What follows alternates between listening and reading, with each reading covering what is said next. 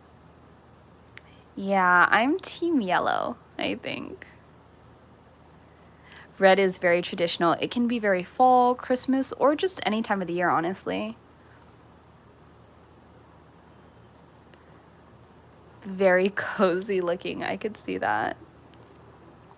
So thank you all so much for joining. If I missed your questions, please forgive me. We will be going back into the comments later. If you weren't able to see the whole live or only saw part of it, it's okay, because after this, we are going to be uploading it to our channel, so you'll be able to rewatch immediately after this.